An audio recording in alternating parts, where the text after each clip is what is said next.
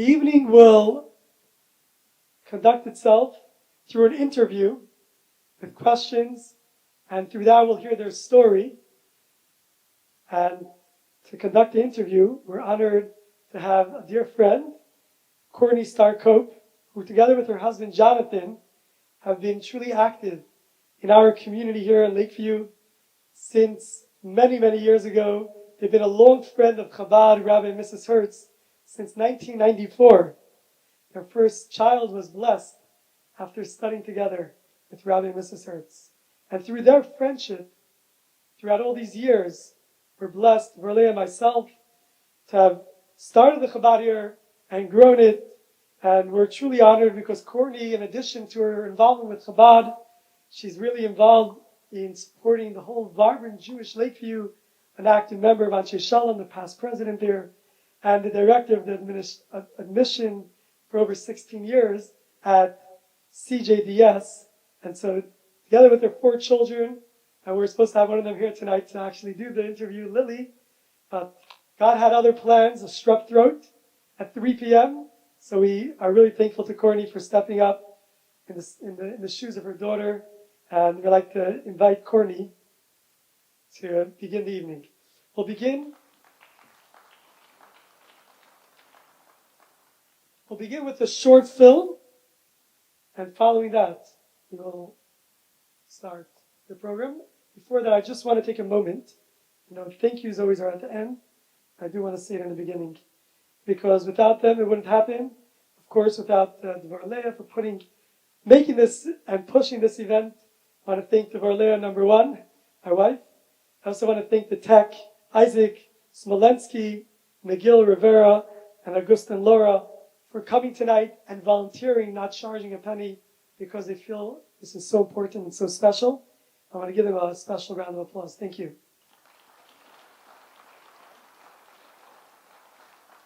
I want to thank the security team outside, especially Magen Chicago, who also are volunteering here tonight.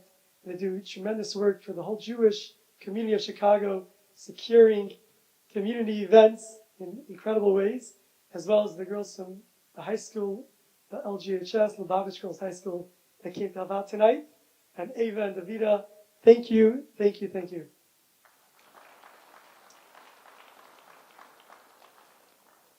Without further ado, we'll begin the evening.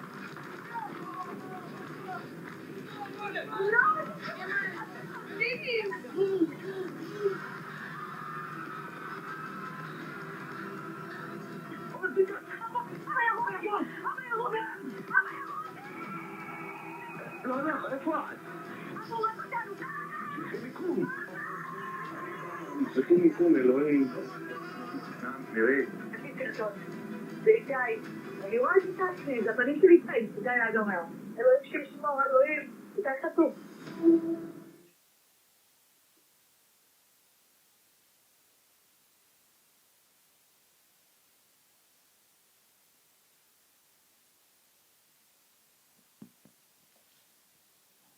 Oh, now it is. Okay.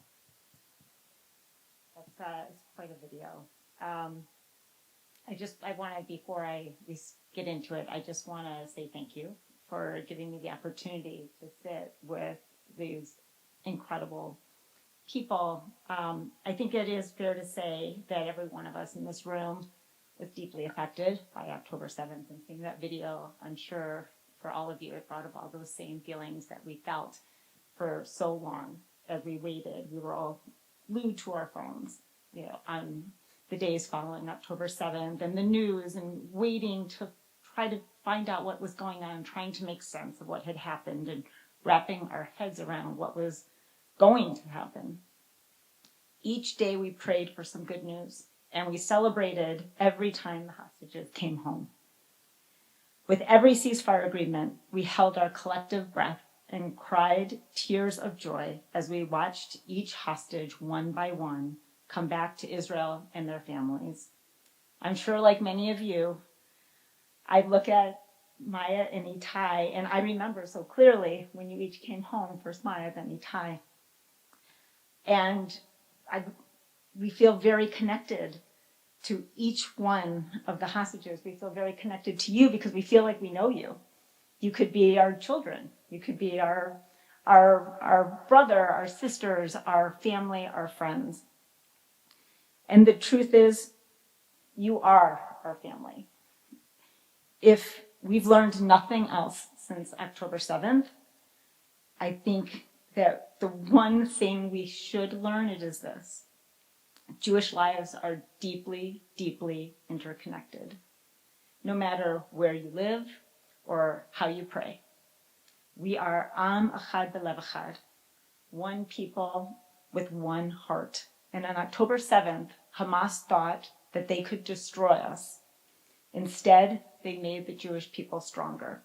Tonight, you're going to hear the incredible story of the Regev family and see how strong they are and how strong we all are as a Jewish people. So Maya, I'd really love for you to start from the beginning.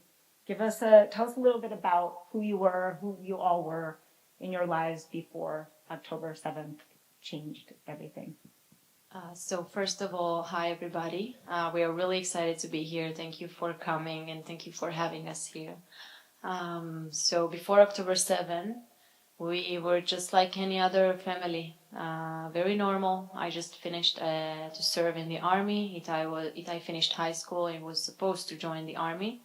I worked as a waitress with Omer Shem Tov. We saved money to travel the world. That was our dream in that time. And just like any other family, living life, being together, enjoying life.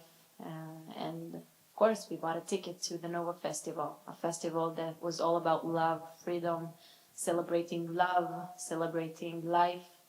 And yeah, that's pretty much it. So talk a little bit about the morning of October 7th. Did you know right away something was wrong? Like, take us through. You got to Re'im, you're at the festival, we saw the beautiful pictures of you dancing. Give us a sense of, set the stage for us. So we arrived to the Nova Festival. We arrived at around 2 a.m. And it was the best 4 hours, I think, that we had. It was an amazing party, beautiful people. Everybody is hugging, laughing, dancing, just having their best lives. And then at 6:29, the music shuts off, and the DJ says that there are red alerts and that we need to evacuate from the party area. At first, of course, we didn't thought it was such a big deal because it's not the first time that there are rockets in Israel, especially not from Gaza. So we stayed at the area. We thought that soon it will be finished and then the music will keep on playing and we can keep on partying because the party was supposed to be for at least 6 more hours. And after some times, there were police officers that told us that there are terrorists in the area. And again, it's not the first time something like this happens in Israel. We thought it's just a matter of time and before the soldiers or the police will take them down and we can continue on partying. So I think after about 40 minutes of us waiting near the cars, still hoping for the party to keep going, my father called me and he asked me where I am because there were red alerts all over Israel they were home. I sent him my location, and he saw that we are really close to the Gaza border, and he told me, "Wow, do you know that you are really close to the border?" And I told him, "No, I didn't know, but now I know, and I don't think it's such a big deal. People live here. There are people that this area where we were. There were a lot of parties all the time." So we didn't thought it was such a big deal. So after like 40 minutes, we are hanging around the car. Police came and told us that there are multiple people, kids that got killed when they tried to drive home, and we need to leave our cars and start running to some direction that they showed us. So we ran. At that point, it was only Itay, Omer Shem Tov, and I, the three of us. We were running for about an hour and a half, all over the place. We just ran as far as we can from the gunshots. We heard machine guns all over, so we just tried to run where we hear them less. After an hour and a half, we got a phone call from Ovi Danino, Ono Libracha. We didn't knew Ori. We met him at the same day of the party. He was a friend of a friend that came with us. Ori was already outside of the party area, and he heard that we are still there trying to escape. So he called Omer, told him that he knows how to get out, and he's coming to take us. And he came. I can tell you a little bit. I can tell you about Ori, that he was also got kidnapped, and he was one of the 6 hostages that were murdered in the tunnel after 11 months. So Ori came. We got in his car. I want to tell you that through all this time that we ran, or this hour and a half that we are running, we hear people screaming, see people just fall because they got hit by the terrorists. And my father keeps on falling, and I'm not picking up the phone because I didn't want him to hear all this chaos, because I knew that if he will know what's going on in Re'im, he will immediately come, and I didn't want him to come. I didn't want him to come and risk his own life. So we're in the car with Ori, and we're driving, and we're heading to road 232. At that point, we're seeing a lot more bodies. We're seeing a lot more cars crushed all over the place, smokes, bombing. And I look at Itay and I tell him that I think we need to call Dad. I think it's time. I think something in me just knew that maybe we're not going to make it, and maybe we need to talk to Dad. He needs to hear from us. Because I'm sure that he was very, very nervous all this time that we didn't answer the phone. So I called him, and the first time he didn't dial, so I dialed again. And the minute he picked up, we see a big truck filled with 9 terrorists. They came off of it and start shooting like crazy, everyone with his own machine gun. So it was the phone call that you heard on the video. Basically, I'm saying that I got shot, that I love him, that we can't escape, and I'm basically saying goodbye. I thought that it was the last time that I'm going to talk to my father. I thought that we are going to die. He can also hear Itay's in the background, screaming, begging for his life, and that was what our father heard. So they came to our car. Me and Itay, we both got shot on both of our legs. They come to our car. They opened the doors and they took us, and they started taking us out. And I'm dropping the phone, and that's when the call hung up. And then they we see them face to face. We were sure at that point that they are going to kill us or torture us. We didn't thought about them kidnapping us or do anything else. We just thought that we are going to die, and it's gonna happen quick or slow. We didn't know. So at that time, it's Omer, Itay, and me. We are laying on the road where we managed to jump and escape and got kidnapped by other groups of terrorists. A couple minutes or hours later, I'm not sure.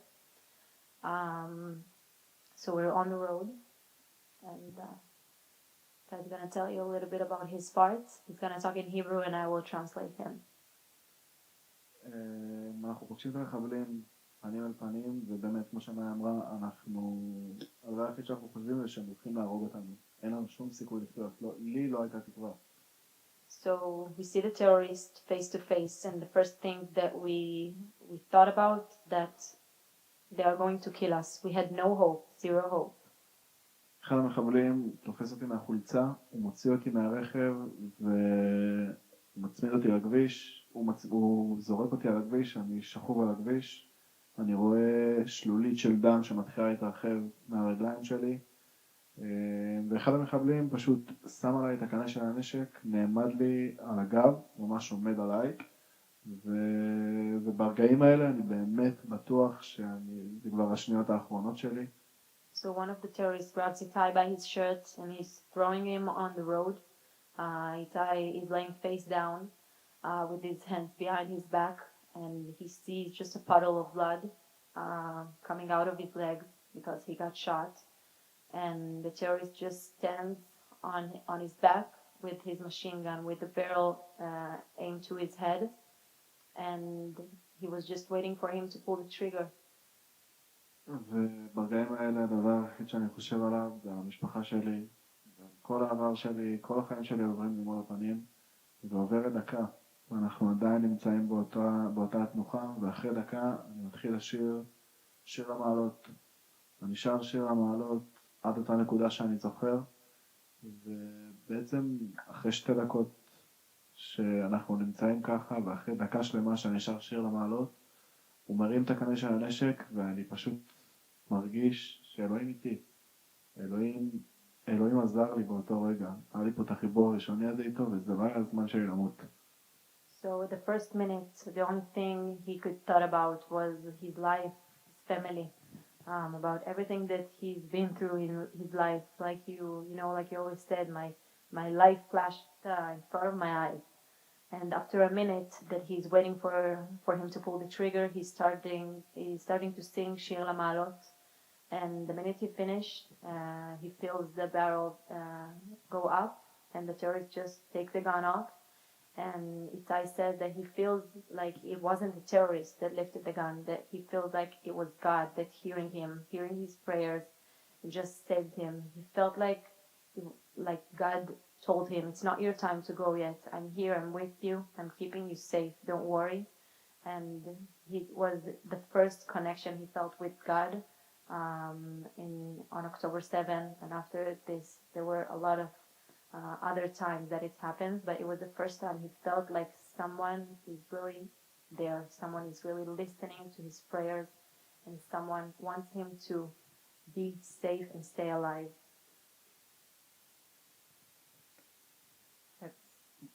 Incredible story. As a parent, I'm like listening to them speak. I have children who are similar ages. I can't even imagine what you were going through. At what point did you know that they were alive and in Gaza?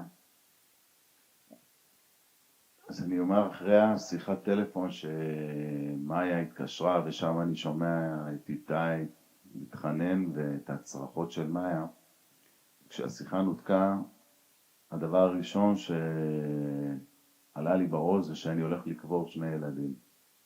So after the phone call hung up, the first thing that came to his mind that he's going to bury 2 kids. He heard me screaming. He heard Itay begs for his life. It's not the full record what you heard here. There is a little bit more. You can hear Itay begging for his life, like saying, please, please, please. And the first thing that came to his mind that he's going to bury 2 kids. ואני לא רוצה להגיד לכם כהורים מה התחושה שעוברת לאבא בראש באותם רגעים. אבל הדבר הראשון שאני עושה, אני לוקח את הנשק ואני נוסע למיקום שמאיה שלחה לי, ואני נעצר, אני עובר ברמזורים, באדום, טילים, לא מעניין שום דבר, טס כמה שיותר מהר, נעצר במחסום. So the first thing he does is take his gun, take his keys, start the car, and start driving to the location I sent him a few hours before. He passes all the red lights. He hears sirens. He rockets fall near him, but he doesn't care. He just drives. But he still thinks that he's driving to pick up his two kids' bodies. He just wanted to see us, wanted to take us, and that's the first thing he does. And when he arrives, like 2 minutes before, there is a police car blocking the road, and they're not letting him pass. ואני מצליח לעבור, קופצים עליי השוטרים ואני נאבק איתם ואני רב איתם, אני נפשית מותש באותם רגעים ומצטרפים אזרחים שפשוט אי אפשר היה להשתלט עליי. קפצו עוד אזרחים, השתלטו עליי וישבתי שם, הצליחו להרגיע אותי. So he tries to go inside, but the police won't let him. At some point he managed to go, and then they jumped on him, and also some other civilians, Israelis, jumped on him and tell him that he can't go inside, and he went crazy. He told them, my two kids are there, I need to go take them, I need to go get them and see them. But at some point they are managed to explain him that he can't go inside, and that's where he returns. And ואני יושב שם ואני לא יכול לשבת.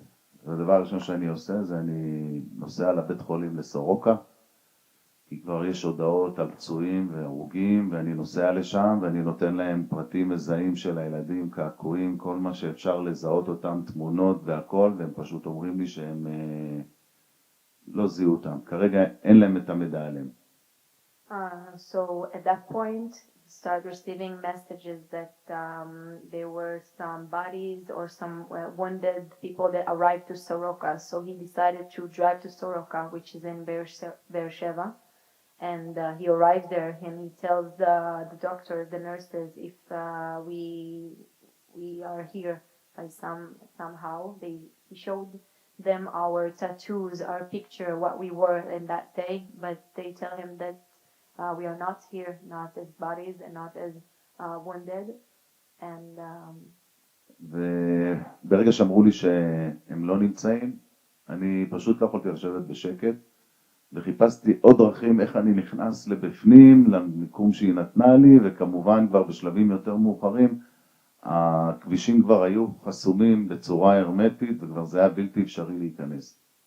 And after he heard that we are not in Soroka, he drove again to Re'im, trying to get to the location that I sent him.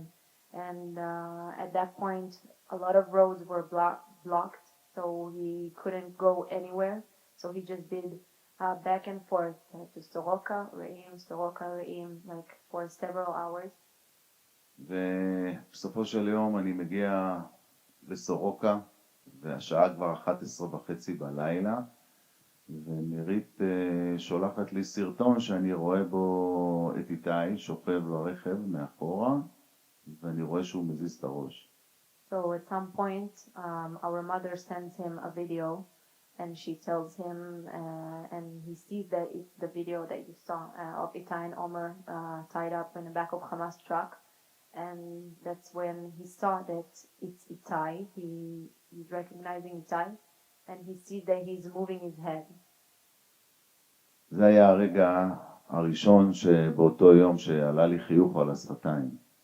עד אותם רגעים הייתי בטוח שאיתי כבר, ומאיה כמובן, לא ידענו עליה כלום, אבל פה רק הבנתי שהוא בחיים. אם עלה לי חיוך שאני יודע שלוקחים אותו לעזה והוא הולך להיות חטוף, זה פשוט אמרתי תודה אלוהים, הילד שלי חי. על מאיה אני לא יודע כלום, אבל אני יודע מאותם רגעים שאני הולך להפוך את המדינה, ואם צריך גם את העולם, להביא את הילדים האלה בחזרה הביתה, וגם אם אני צריך להיפגש עם השטן. And he says that the minute he sees that Itay is moving, the first thing doing is smiling, because until that time he thought that both of us are dead, but he sees that Itay is alive. He said that it's weird that you see this kind of video and you smile, but you smile because your son is alive. You thought that he's dead. You thought that you were going to bury him. And it was a weird thing to say, but he said, thank God that my son is alive. I know that he's been held by those monsters, by those Hamas monsters, but at least he's alive, and I know that I'm going to do anything in the world. He's going to meet with everybody, all the people from Israel, from the government. He's going to meet tons of people in the world in order to bring us back home. At that time, they didn't know anything about me yet, but he felt like everything is okay, because he saw Itay is alive, and he felt inside that maybe I am too. And he said that he will do anything in order to bring us back home, and that's what he did. And we're here, and that's really what he did.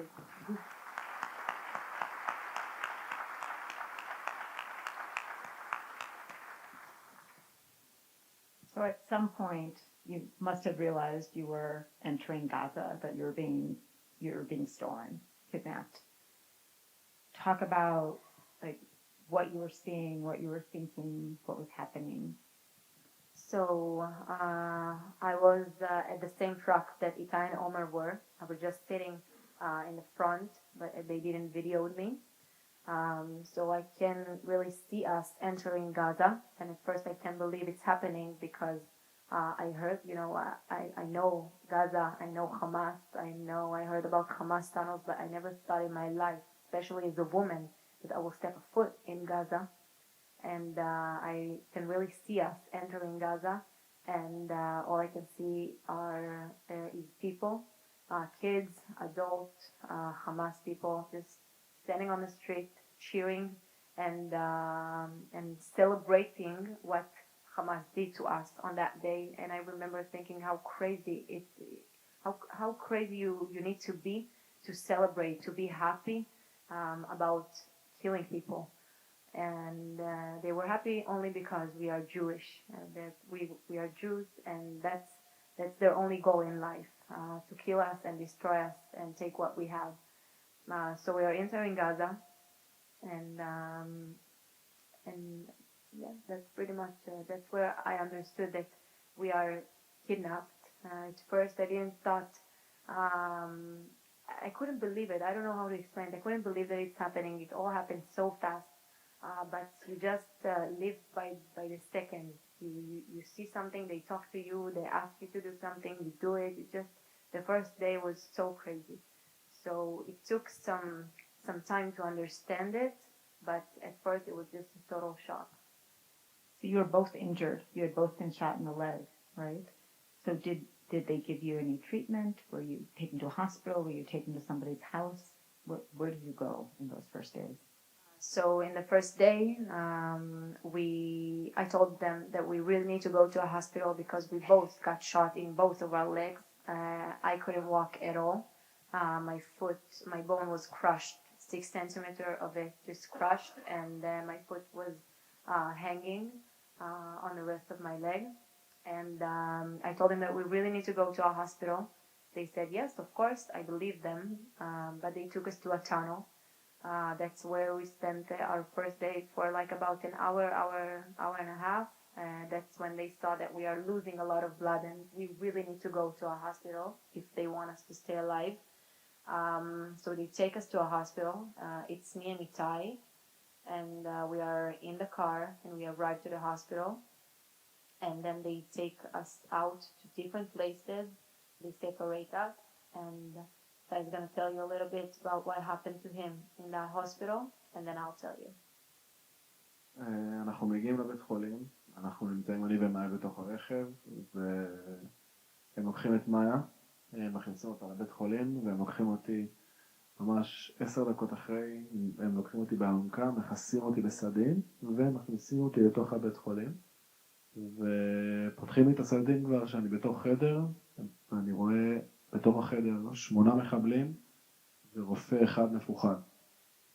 So at first they took me, and after about 10 minutes, Itai stayed in a car alone. They take him, they put him on a gurney. Yeah, that's how you say it. And they covered him with the sheets. And then they took him to a room. And when he entered the room, they took the sheets off, and he sees that he's surrounded by 8 terrorists. Each one of them is scarier than the other, and one scared doctor stands in the middle, just waiting for orders from the Hamas people. ובתוך החדר אני נמצא עם 8 מחבלים שבזמן הזה הם מפחידים אותי, הם עושים לי סימנים שלא משאירים לי יותר מדי תקוות, הם מראים לי את הנשקים שלהם, אני בטוח כאילו שהם הולכים להרוג אותי. ואחד המחבלים, אחרי ממש איזה 20 דקות של פחד, מעביר לדוקטור מלקחיים, וברגעים האלה אני כבר מבין מה עומד לקרות, אני מכין את עצמי לזה, הם לא הביאו לי שום משככי כאבים. So he's in the room with 8 terrorists, and they are just scaring him. They showed him their weapons, their guns, their knives, told him that if he will not be quiet, he will get killed. They're starting to questioning him, just making him scared more and more. And you have to understand that he's injured in both of his legs, and he's in a lot of pain. So it's really hard to keep quiet, but you have to keep quiet because all you want is to stay alive. You don't care what it's going to take, but you want to stay alive, so you be quiet. And at some point, he sees one of the terrorists take out the tweezers and give it to the doctor, and that's when Itai understood that all they are going to do is just take out the bullet without any painkiller, without anything. And again, they keep mentioning it to him that if he will scream, if he will make a single sound, they will kill him on the spot. So that's when he understood what's going to happen. ובעצם הדוקטור ברגעים האלה מוציא לי את הכדור בלי הרדמה, הוא מכניס לי את המלקחיים בתוך הרגל, אני צורח מהבפנים של הבטן שלי, באמת מהבפנים, זה היה כאבים שבן אדם לא באמת יכול לעבור, הייתי מאוד מאוד קרוב להתעלפות, ובסופו של דבר עברתי את זה. מוציאו לי את הכדור, הם חיסו אותי בסמיכה, שוב פעם עם אלונקה, וביציאה הם מתחילים להתפלל עליי כאל בן אדם מת. ופה כבר הבנתי שאני גם לא יכול לנשום, לא רק לא להוציא קול, אני גם לא יכול לנשום, ואני נכנס לאוטו והם לוקחים אותי לדירה שלא מאחדת. So the doctor is pulling out the bullet from his leg. It was stuck on one of his legs, and he can't scream, but he feels like he's screaming from the inside, and he was very close to fainting multiple times because of the pain. But all he cared was to stay alive, to be alive, because he didn't want to die. For us, the Jewish people, the most important thing is life, and for them, they don't care to die. They have their shaheeds and everything. They don't care. They praise death, but we want to stay alive. And no matter how hurt it was, he managed to keep it and stayed calm, not really calm, but quiet. And after they finished, they didn't even stitch him, put some bandage, and then covered him with sheets again, and start praying on him like he was a dead person. So he understood that he doesn't need only not to move, he can't breathe as well. So other people won't understand what's going on. And they put him in a car again, and they take him to Omer apartment where he was. And that's about Itai. And when they took me out of the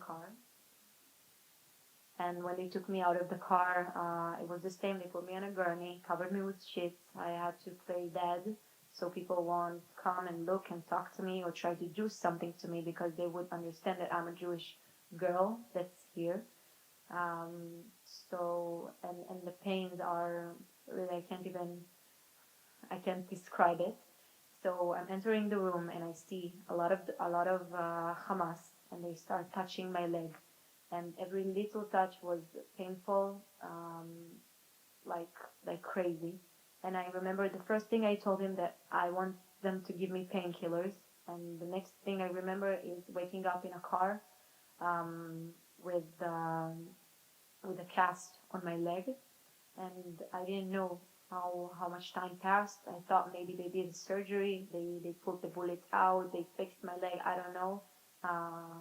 Eventually, it's been like only 30 minutes after I found out that they didn't do anything. They just cleaned the blood, put a cast on. They left the bullet still in my leg and took me to the place where Itay and Omer were. That's where I stayed for 5 days. We were at the same building but different floors. I felt like I'm really close to them, but not really because I couldn't see them. I couldn't be with them. It was very lonely. But I always said to myself that I'm happy that Itay and Omer are together and they have each other. And that's about it. Tell me about who you were staying with when they took you out of the hospital. You were with a family? So we are with a family. Husband, wife, like a lot of people. They are all one big family. Kids, like a 5-year-old, 14-year-old.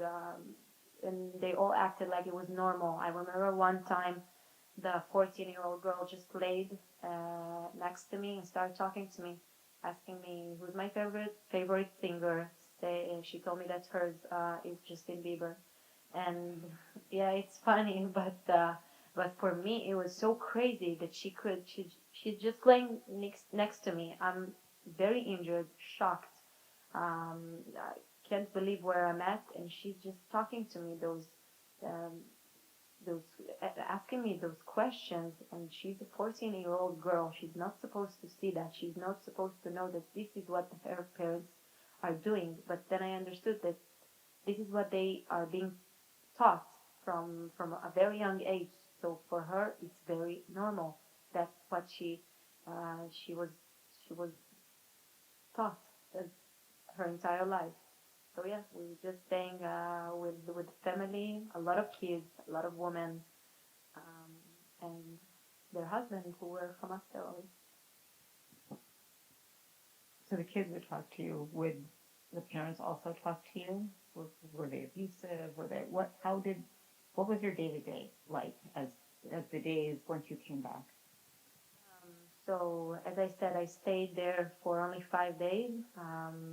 They weren't very nice. There were several times that every time some other person came into the room and threatened me and yelled at me.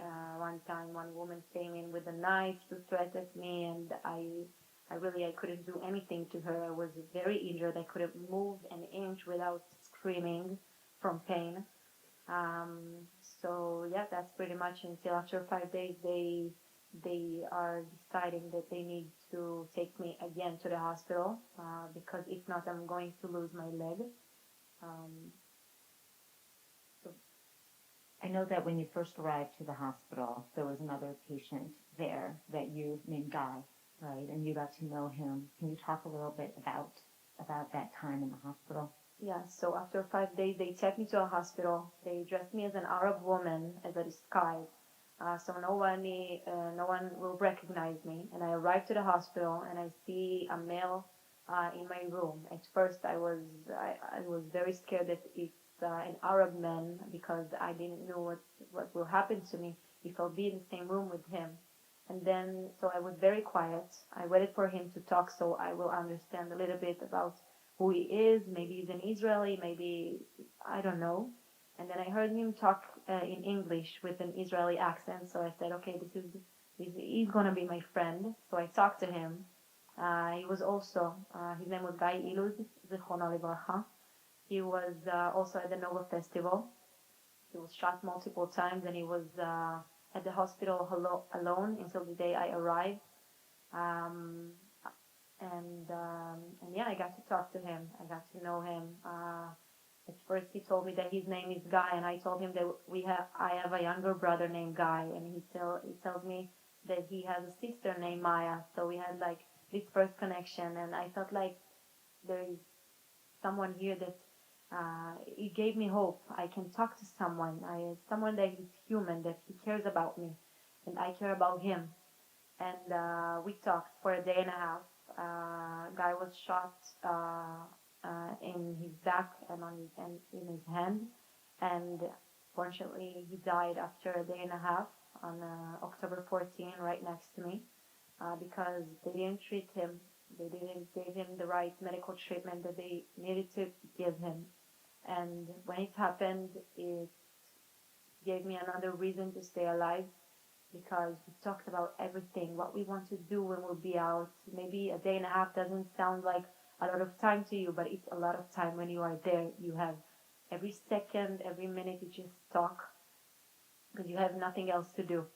And he talked to me about his family and about his dog and about that his father has a hummus place in Tel Aviv. And I told him that when we'll be out, we'll meet for kiddush, and my mom will cook for us. And when he died, I said to myself that I'm staying alive not only for me, I'm staying alive also for Guy, and for Guy's family, because they deserve to know what happens to him. And if I'm not making it alive, then nobody knows what happened to Guy. I'm the only one that knows.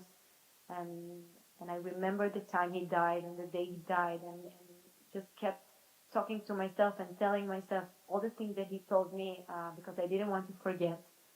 And that really gave me another something to stay alive for, not only for myself and for my family, but also for him, because he deserved it, and his parents deserve to know what happened to their son.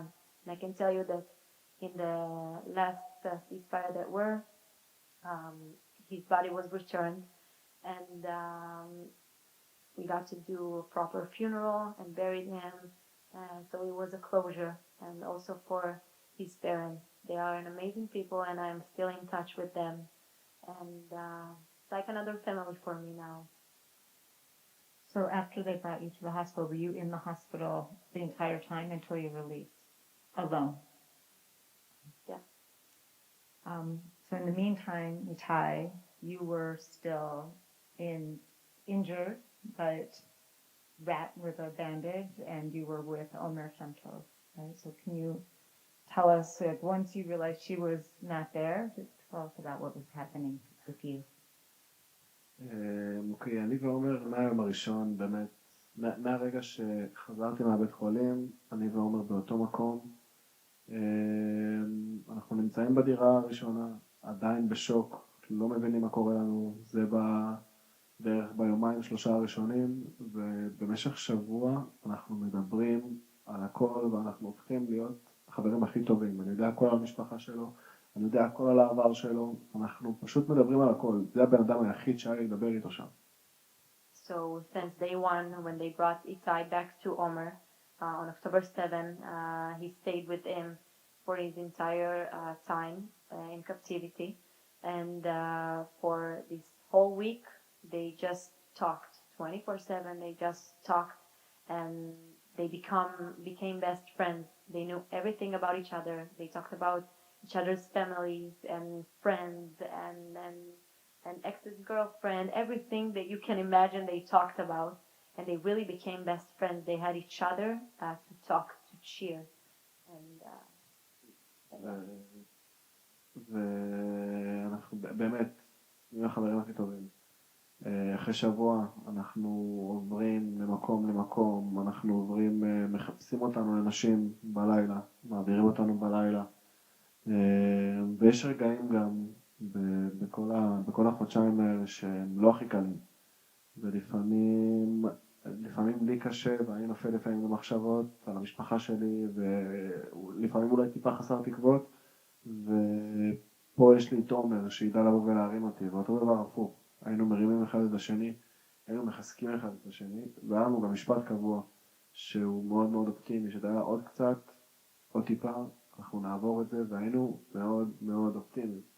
מה שהחזיק אותנו שם בעיקר זה האמונה. So they were transferred multiple times from one place to another, always above ground. And there was one time they dressed them up as women, dressed as hijab, niqab, everything. And so people won't recognize them, also not the army, not the soldiers that were around. And they transferred them several times from one place to another. But they had each other. They talked all the time. They kept, if Itay fell down and started thinking about his family and cry and feel sad, Omer was there to help him, to tell him, don't worry, we'll get through it, we'll be home. And the opposite is the same. When Omer fell down, when Omer cried on his birthday, when Omer cried because he missed his family, Itay was there to tell him, don't worry, we'll get through it, everything will be okay. And the one thing that always was with them was faith, was belief. They kept on believing. They just said that if we would believe, then everything will be okay. They prayed every day and just talked to God and told him that they trust him. They know that they will be home, and they just never stopped believe, not even for a minute. וככה בעצם העברנו את כל הימים האלה. אני יכול להגיד שאפילו אני עם 4 חורים ברגליים. ולא היה מי שיחבוש את הרגליים. עומר היה לוקח תחבושות והיה חובש לי את הרגליים כל יומיים, שהתחבושות היו מתמלאות בדם, ובאמת היינו שם אחד בשביל השני, הכל. And Itay had 4 holes in his leg because of the gun wounds, and there was no one that came and changed and checked on him. So Omer was there. Omer was the one that changed his bandage every time they got filled with blood. Omer was the one that checked that he feels okay, and they were just there for each other, and they had each other, and that what kept them optimist and just feeling that everything will be okay. During that time, did you have any idea what was happening with Maya? Did you hear from her? Did they give you updates?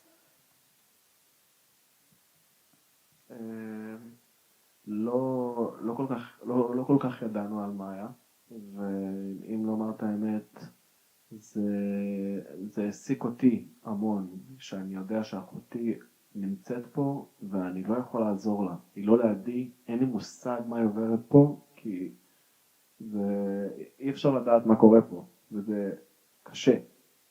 They didn't really update them much about me, and that was one of the things that kept his mind. He kept thinking about me because he knew that I'm seriously injured, that I'm in a hospital, I'm probably alone, I'm a woman, and he's my brother, and he wants to keep me safe, but he can't. He knows nothing about me, and it was very, very difficult to him. Knowing that we are so close but so far, and he can't know anything about me. And the same is the opposite. I'm as his older sister feels like I need to be there for him. I need to keep him safe, but I can't. And it's all I wanted to do, just to know what's going on with them. When they took me to the hospital, they told me that I will do the surgery, and then after like 2 days I will return back to Itay and Omer, and that's why I agreed on going, because I didn't want to be far from them. And when I arrived to the hospital, they told me that they are not going to bring me back, and I was very mad, and because I really wanted to be close to them. They were the only people I knew there, my brother, my very good friend Omer, and I wanted to be close to them, but I couldn't. So it was very hard, especially when your younger brother, the one that you grew up your entire life and always walked him to school and took his bag when his leg broke to school, and I just couldn't be there for him, also knowing that he's seriously injured. So I know you had Omer, and that it seems like the two of you helped keep each other going. Maya, how did you keep going? What did you have something you tell yourself every day? Like, what was your mantra? So after Guy died, it was one of the reasons that really gave me something to stay alive for, and also the phone call that me and my father talked on October 7. I couldn't think that it was the last thing that he's going to hear from me. I couldn't believe, and I know that he records all his calls, all his phone calls. So I know that he's probably sitting at home just listening to it again and again. And I said to myself, there's no way that this is the last thing that he's hearing from me, from us. And I need to come back home. tell him that I love him. And when I came home, I really told him that he will also tell you that the first thing I told him that I'm so sorry about this phone call, because I felt so bad that he had to deal with it this entire time. And also it was Guy and faith. I kept on believing. After we survived October 7, on October 8, we said to ourselves, also Itay and Omer, if we make it through October 7, so we're going to survive everything, because the first day was crazy, and every day was even harder than the one next, the one after, but we just kept on believing. I would wake up in the morning and thank God that I'm still alive. Thank God that I woke up. We got food. It was very little food. It was disgusting, but we said thank you about this food, because there were times that they won't bring any food. And they brought me toothbrush after 3 weeks, and I looked at it and I cried, because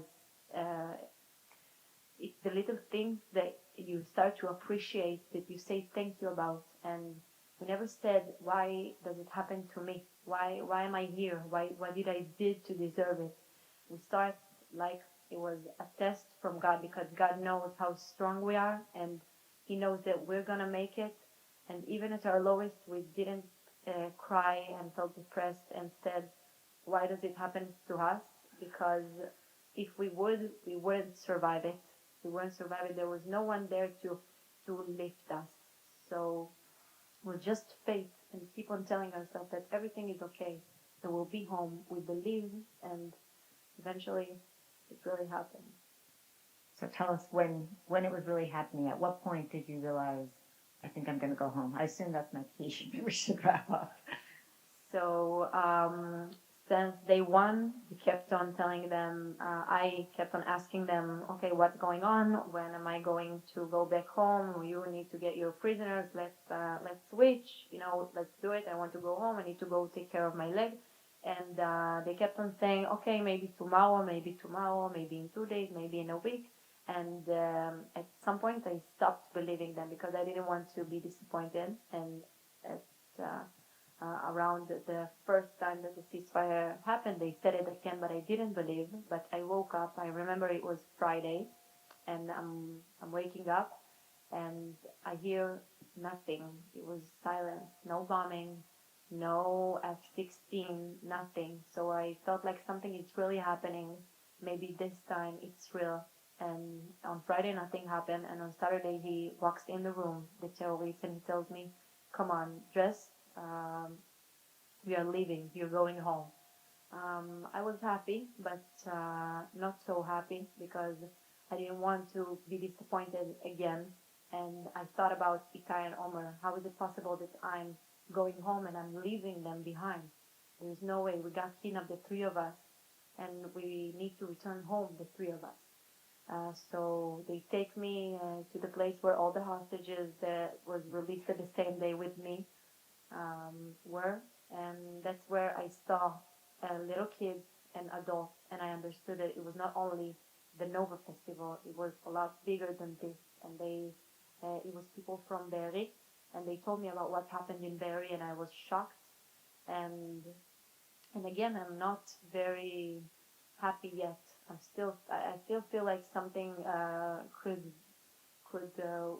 go wrong, and I will return to the place I was.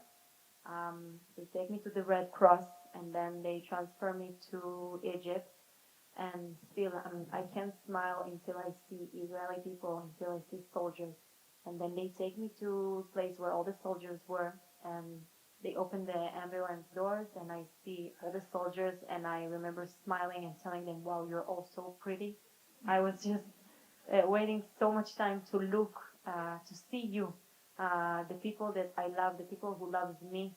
And it was just amazing. I got in the ambulance, and I remember the driver told me that there is a family member who wants to talk on the phone. And you have to understand that on October 7th, I knew that after this phone call, the first thing that my father will do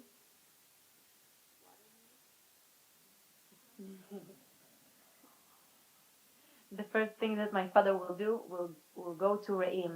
So all those 2 months, I didn't know if he's alive, if he got kidnapped, if somebody stopped him by any chance. So I also thought that I prayed that he's alive. And when he brought me the phone on the ambulance, the day I was released, my mother is answering the phone, and I ask her, "Where is Dad? Is that okay?" And then I hear him in the background, and then I started crying, and I understand that I'm going back home to a whole family, and I hope that Itay will be home soon. And I meet them, and it was the happiest day of my life. It was very happy, but also, but I felt also very sad because Itay is still there. I know how is it to be there, and I'm thinking about Itay and Omer, and I feel bad, but I'm very happy to be in good hands and people who loved me, cared about me, and waited for me for so long.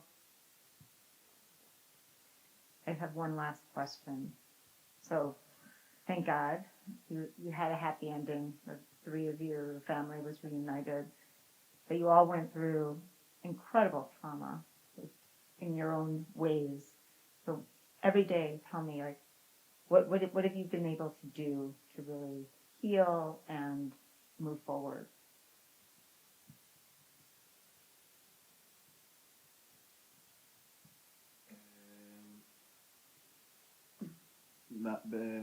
מאז שחזרנו, באמת, אנחנו השארנו שם חבר מאחור.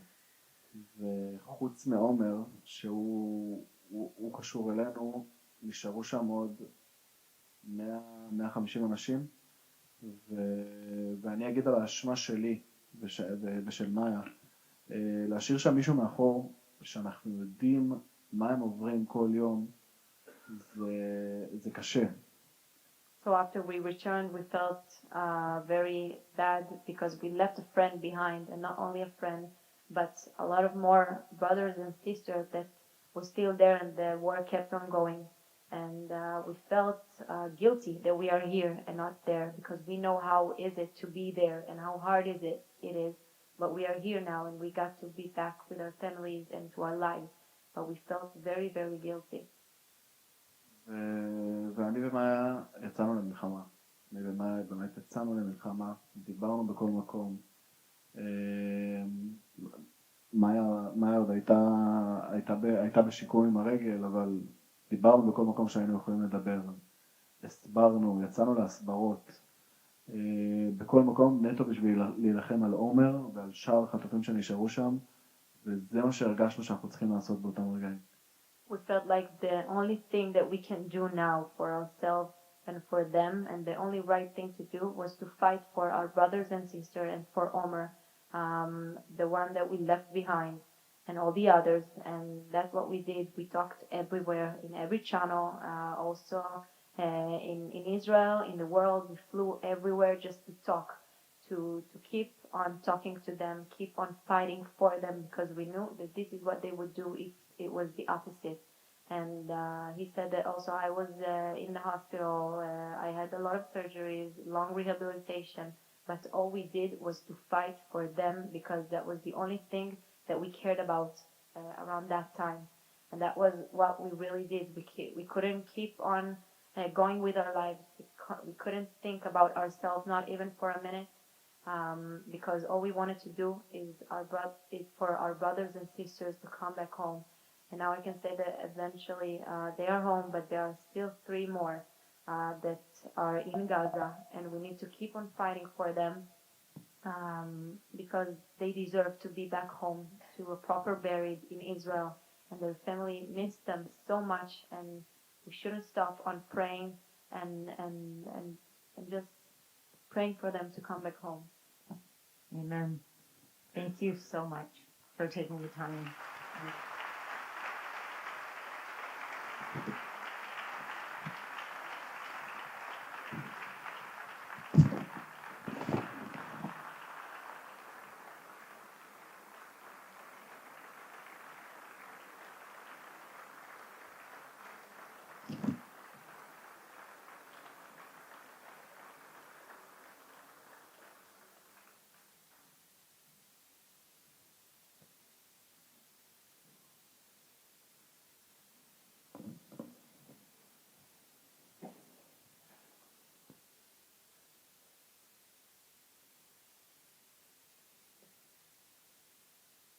As we heard, wow, it's quite emotional and powerful, to be honest.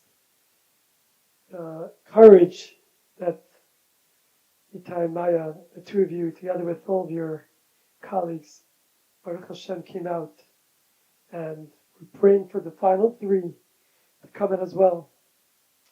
It's an emotional day, but it's a day of inspiration. And earlier today, when Maya and Itay arrived at Chabad, as a good Chabadnik, I had to offer them to wrap the Teffilin. And it was truly a great moment to wrap Teffilin with Itay. And I know that, Ilan, we didn't get to hear from you that much, but you did mention that there was a story of the Teffilin, Shal Ilan. Maybe you could share with the crowd.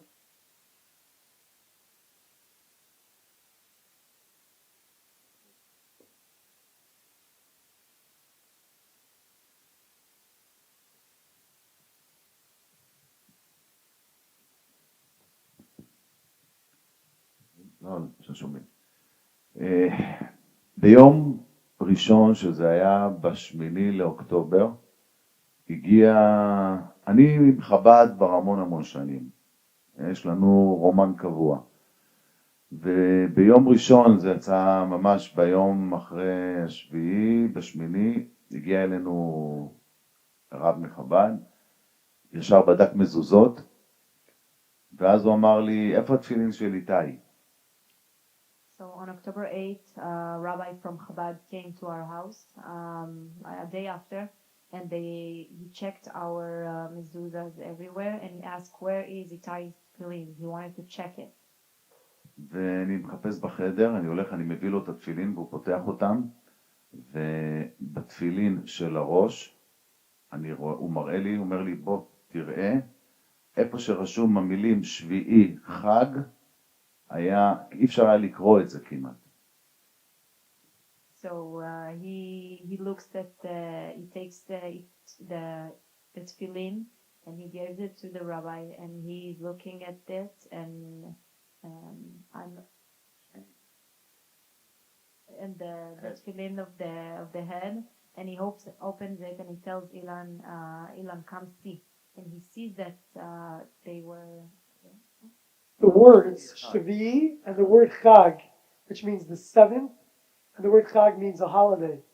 Those two words were incorrect, written incorrect in his tefillin, in Itay's tefillin. אני פשוט הייתי בהלם. הדבר הראשון שעשיתי זה דאגתי לתפילין חדשים של איתי, ובעשירי לנובמבר, שזה היה יום הולדת שלי, אני פשוט לקחתי את התפילין שלו, ונסעתי לירושלים לכותל להתפלל. זה הדבר הראשון שעשיתי עם התפילין החדשים. He was shocked, and the first thing he did was go fix them, and on November 10, it was our father's birthday, he drove to the kotel, and he prayed with the new tefillin that he brought to Itay, and he prayed for our safe return home, which we returned after 2 weeks after, and yeah, that's a crazy story about it. So to finish off, can you give us one message, each one of you, that you could leave us with? Itay. So I will say for the three of us a message. I think that as you heard of our stories, even when you're at your lowest, every one of us go through hard time. Doesn't matter what you're going through. Just know that it will be better. Just know that if you will believe hard enough and believe in God and know that He's with you, everything will be okay. Always say thank you about what you have, and don't say why I don't have this or this or this. Say thank you about what you have. Always look at the full cup, half cup, and not about on the empty. And just don't stop believe, because we are Jewish. We are the chosen people, really. And God is with us, and just be grateful for what you have. This is the most important thing I think. And the Am Yisrael Chai thing. You want to add something? אני חייב להגיד באמת שאני חושב שכל אחד צריך לקחת איתו, קודם כל להיות בן אדם טוב, ובאמת לעשות לפחות מעשה אחד טוב, להתחיל עם מעשה אחד טוב. Everyone should take on themselves to be a good person, and it starts with one good deed that you are doing.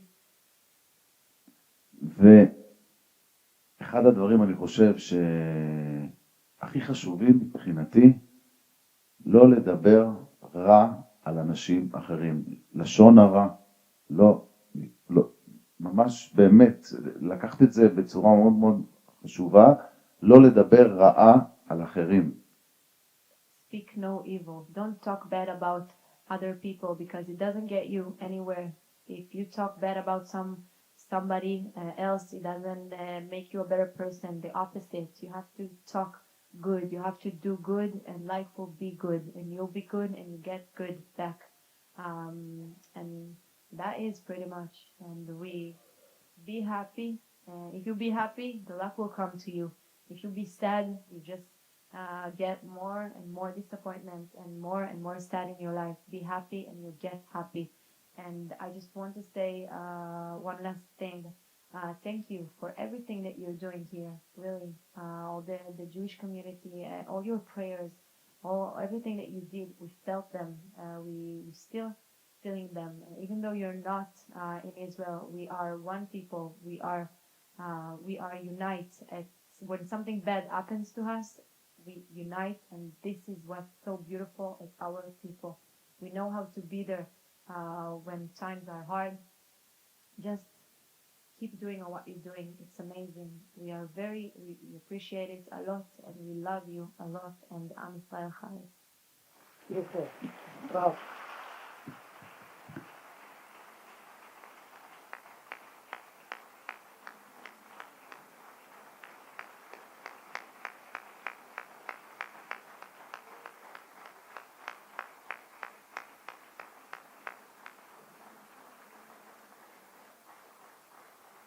Before we leave, I just want to share a personal note. I feel like every single one of us in this room, we are the October 8th Jew. And we are the Jew that sees their incredible story, Maya and Itay. What they show the world to hold on to faith, even when everything seems lost. And we have to take that strength. And we can't let the tragedy define us. Rather, to hold on to the light, to persevere, and to keep a mitzvah, to keep going Jewish life, like Maya said beautifully at the end, with joy, with happiness. And Ilan and Itay, just wishing you to have a peaceful life, a happy life, a successful life, Nisiyat Tova, and we should all merit to be reunited together. B'Yerushalayim Ir HaKodesh. It should be L'Shana Haba B'Yerushalayim, ready tonight to celebrate the Am Yisrael Chai.